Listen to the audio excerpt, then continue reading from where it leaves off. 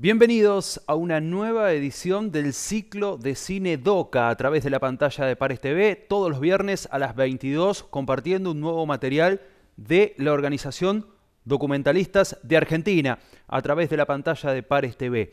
Y en esta ocasión, cuarta noche, vamos a compartir un documental porque en enero se han cumplido 63 años de una histórica toma del frigorífico Lisandro de la Torre, en plena presidencia de Frondizi.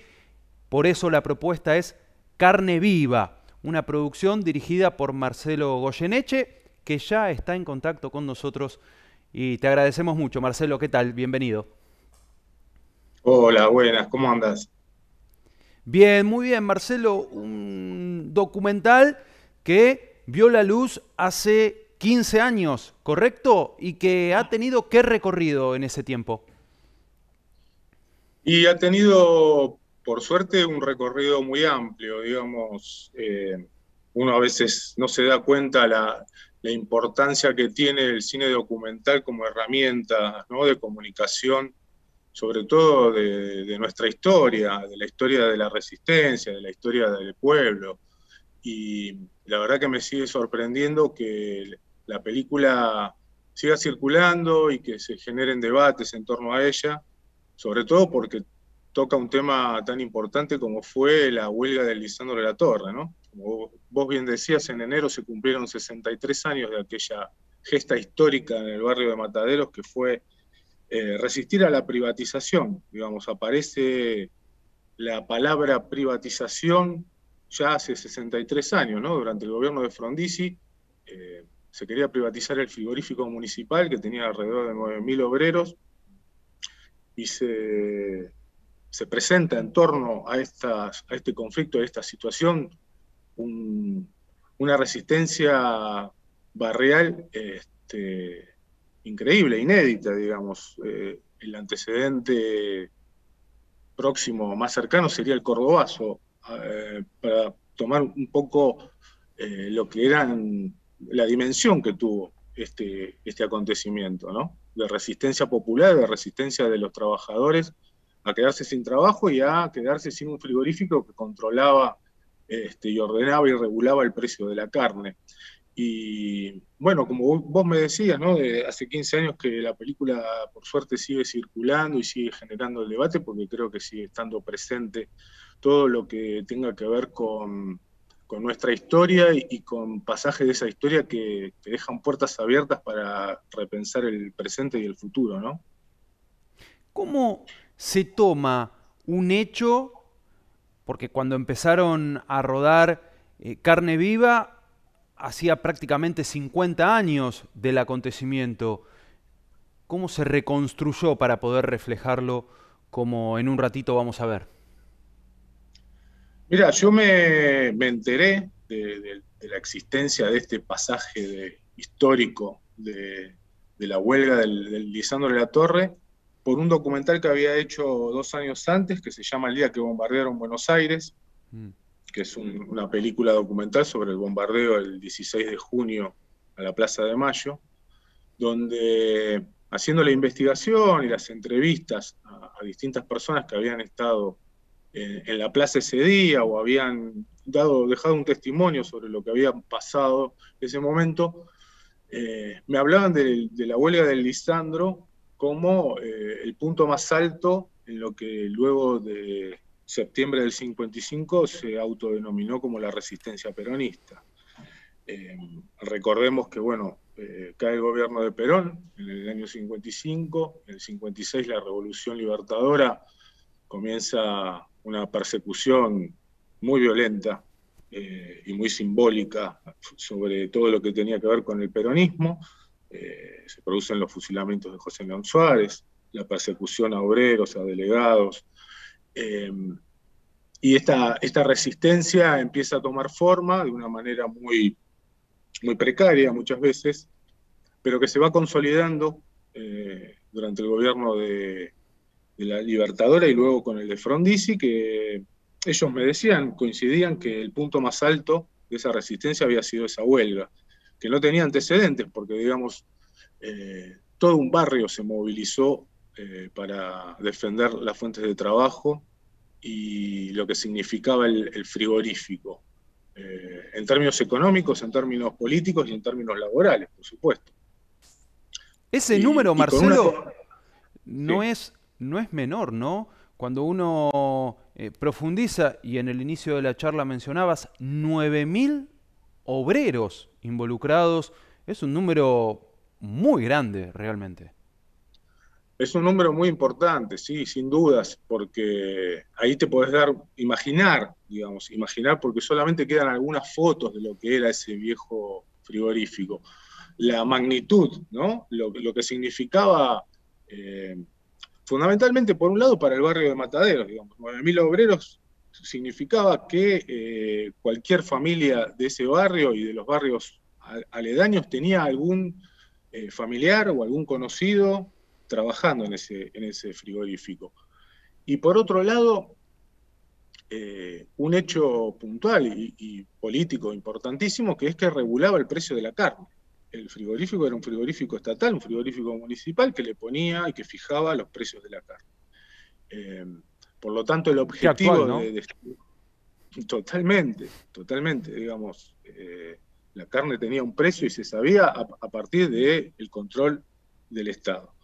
Eh, y otro dato importantísimo que surge de esa huelga, eh, que a mí siempre me llamó la atención, viendo viejos panfletos y volantes que me acercaban los ex obreros del Lisandro de la Torre, allá hace 15 años cuando hicimos el documental, que se hablaba de, salió el eslogan y esa frase que sigue sonando, patria sí, colonia no. Ellos tenían muy en claro que además de defender su fuente de trabajo, estaban defendiendo parte de la soberanía, de esta soberanía económica y esta soberanía política, por lo que implicaba el hecho de vender y de privatizar uno de los entes más importantes, como era el frigorífico Lisandro de la Torre, y que repercutía claramente en el bolsillo, en el consumo y en los alimentos de todo un pueblo, ¿no? ¿Cómo se van desencadenando los hechos y cómo eso se ve reflejado en carne viva? Adelantanos un poco lo que en un rato nos vamos a encontrar en la pantalla. Y van a ver que en diciembre de 1958 Arturo Frondizi eh, envía una ley al Congreso para privatizar el frigorífico. No hay que olvidar que él en el mismo enero del año 59 tenía que viajar a Estados Unidos, fue el primer presidente argentino que viaja oficialmente a Estados Unidos y, y tenía que llevar la ley de carnes, tenía que empezar a generar, a dar muestras de que había un cambio, que después con los años nos vamos a acostumbrar, ¿no? A lo que eso significa, ¿no? Estos cambios que tienen que ver con eh, desregular las tarifas, con achicar el Estado, con generar desempleo, con que los actores privados tomen el control de cuestiones fundamentales para el Estado, como es, en este caso, la regulación del precio de la carne. En Bien ese hubiese cabido, contexto, Marcelo, perdón, la frase sí, relaciones carnales que vino años después, pero podría haber cabido este contexto. totalmente, totalmente. Bueno, acordémonos que aparece el Fondo Monetario Internacional en ese momento también, que el ministro de Economía unos meses después va a ser Álvaro Alzogaray, que en ese invierno va a decir hay que pasar el invierno y ya empiezan a hablar del dólar, digamos, todos los asuntos que hoy tenemos tan presentes y que nos atraviesan en esta coyuntura del día de hoy estaban presentes 63 años atrás.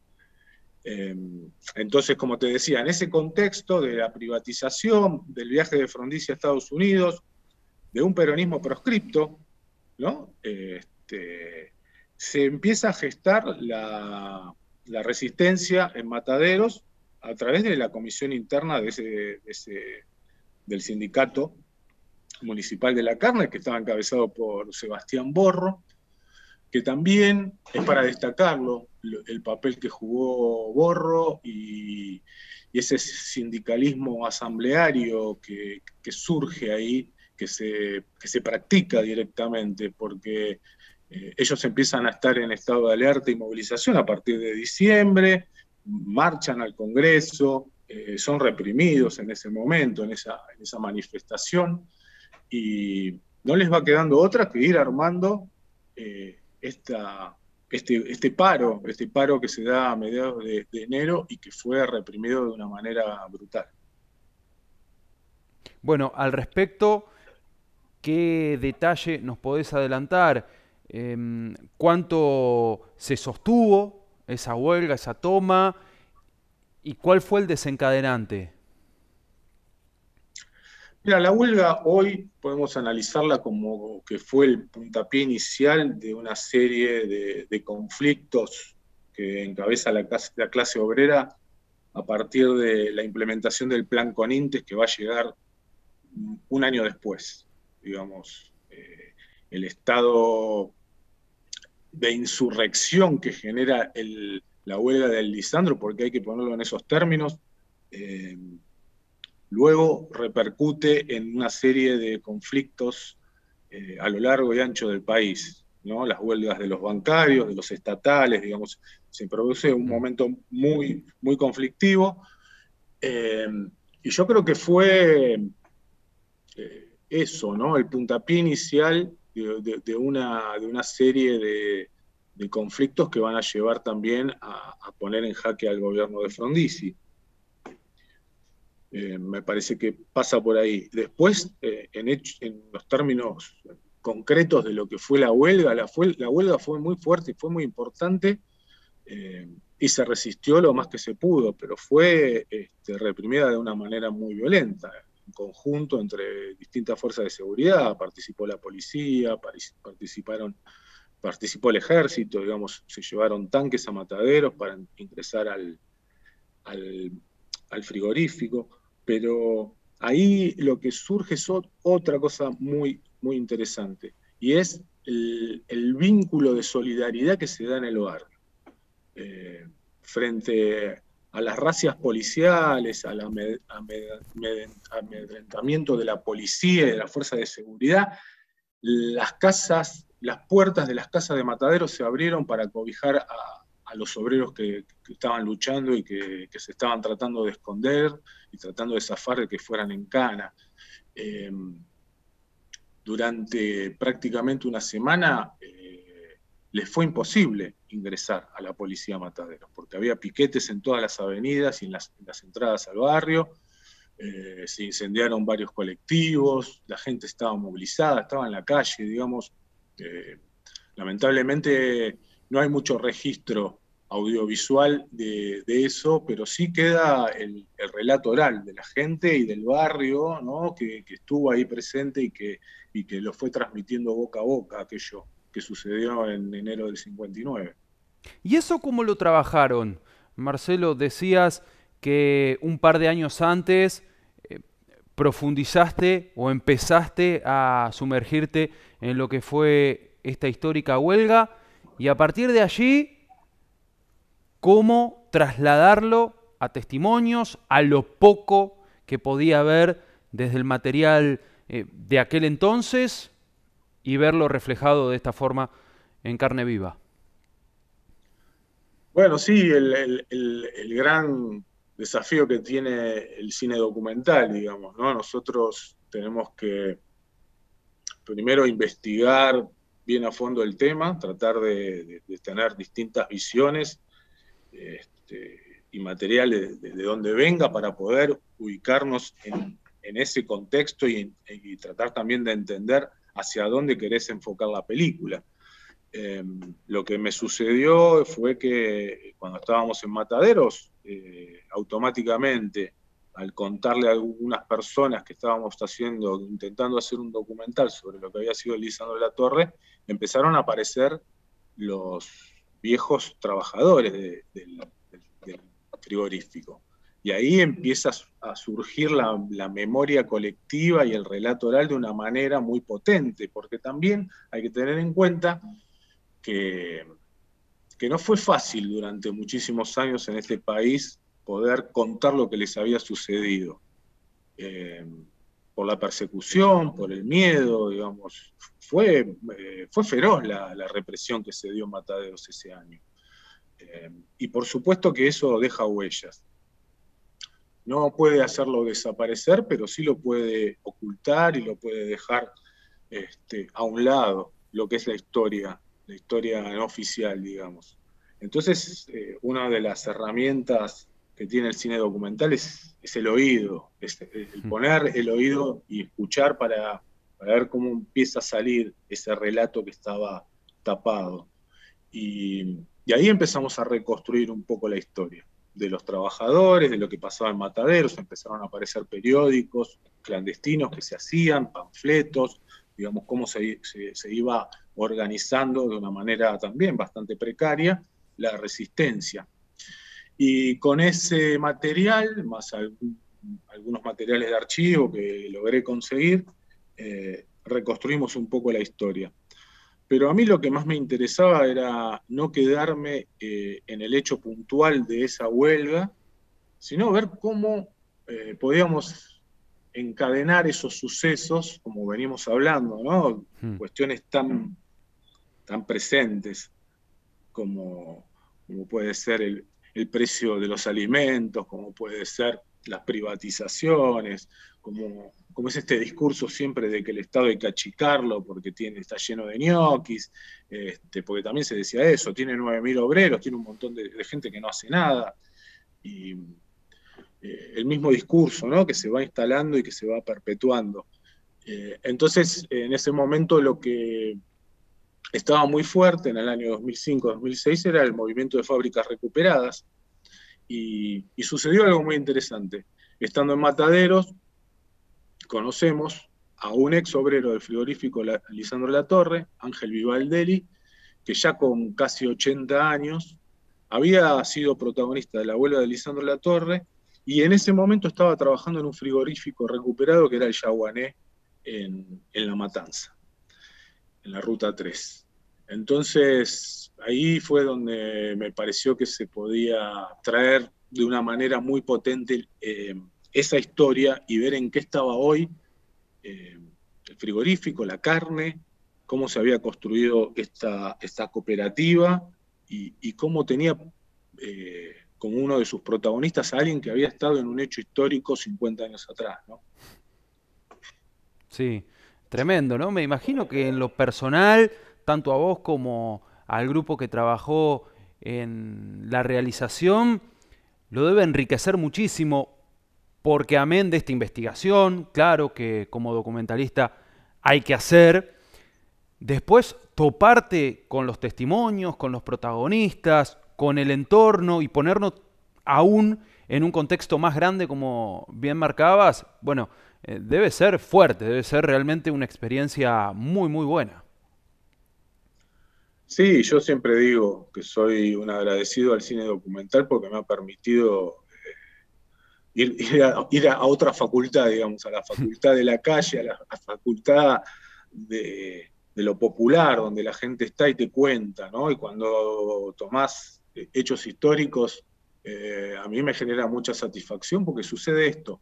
Eh, Buscándolo o no, empiezan a surgir esas distintas capas de la historia que estaban bien cubiertas, digamos, bien protegidas para que no se expandan y no sean un ejemplo, aunque lo terminan siendo, digamos, y siempre se va a reivindicar, ¿no? La memoria es una construcción colectiva que es fundamental, y el cine documental mete las patas ahí, y, y es cuestión de estar atentos, ¿no? Yo creo que es eso también, es un ejercicio de curiosidad, un ejercicio de ejercitar la memoria y también estar atento a lo que sucede y a lo que surge, y siempre te puede llevar a alguna sorpresa.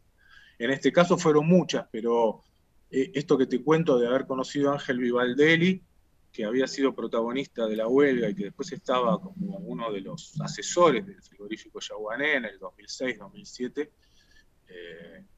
fue precioso, fue maravilloso. Para mí una experiencia única. Sí, y la verdad es que resulta muy interesante. En este ciclo de cine estamos reflejando los trabajos de Doca que o muestran algo que ha quedado perdido, escondido, tal vez un tanto olvidado en la historia, o permite conocer lo sucedido, pero desde otro enfoque. Precisamente lo que señalabas, Marcelo, desde un enfoque que como denominador común tienen un montón de sucesos, siempre queda oculto, siempre trata de no ser visibilizado masivamente, ¿no? Sí, mira, yo siempre digo que eh, el cine documental hoy se ha convertido nos hemos convertido, las y los realizadores de cine documental, un poco en los historiadores del presente. Nosotros desde DOCA hace 15 años que venimos construyendo esta asociación desde la diversidad, desde la autonomía, desde las ganas de contar historias con el sello propio de la identidad nacional, digamos. Esas historias que no te las van a contar en otro lado. Eso tiene que ver un poco con rescatar también la memoria colectiva de este país, que tiene una memoria a veces un poco que no funciona bien, pero que está. Lo que hay que hacer es ayudarlo un poco a que surja, a que salga, ¿no? Y nosotros siempre hablamos de la soberanía audiovisual. Estas historias no pueden ser contadas si no es de una manera independiente y si no, no tienen también en algún punto hoy que estamos peleando por seguir sosteniendo el cine nacional independiente, tanto de ficción como documental, necesitan la ayuda, como necesitaba Lisandro de la Torre, del Estado, digamos, de preservar, de cuidar, de regular la información para que la gente pueda acceder, ¿no? Ese es el otro gran problema que tenemos. Hacer estas películas, contar nuestras propias historias, por supuesto cada uno con una mirada subjetiva, pero que, tratando de sumar para enriquecer nuestra cultura. Y eso está en disputa todo el tiempo, ¿no?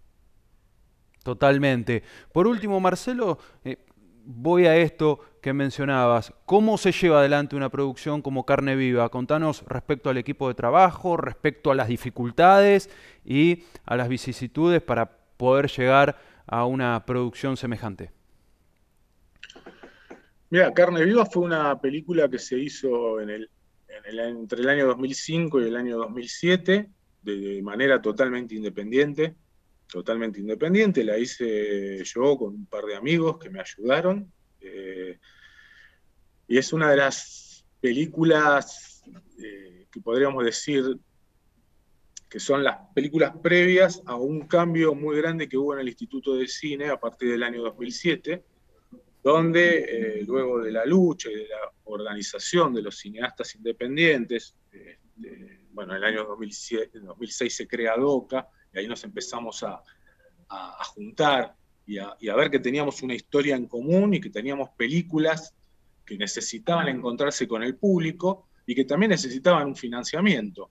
Y a partir del 2007 se produce un cambio en el Inca, se reconoce la figura del realizador integral de cine documental independiente, se ponen en marcha concursos donde nosotros podemos participar y generar propuestas de producción, si bien independientes, con un presupuesto. Eso generó un cambio, yo diría un cambio de paradigma dentro de la producción del cine nacional.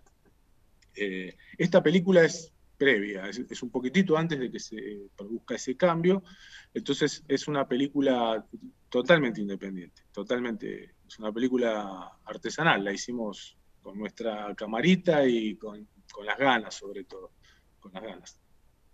La vamos a disfrutar a continuación, Marcelo. Te agradecemos mucho este diálogo. Yo les agradezco a ustedes muchísimo la oportunidad que nos dan de llegar al público. Es realmente muy, muy complicado que la gente pueda acceder al cine argentino, al cine independiente, al cine que trata de contar esto que hablamos, de nuestra historia. Así que gracias a Pares TV por este ciclo y la verdad que ojalá que lo puedan seguir sosteniendo y que podamos seguir participando y que cada vez podamos encontrar más lugares para que nuestras obras se encuentren con el público. Muchas gracias. Un verdadero placer. Marcelo Goyeneche, director de Carne Viva, presentada hace 15 años y traída en esta noche a 63 años de lo que fue la toma del frigorífico Lisandro de la Torre en Mataderos, documentado de esta manera que ya podemos disfrutar a continuación.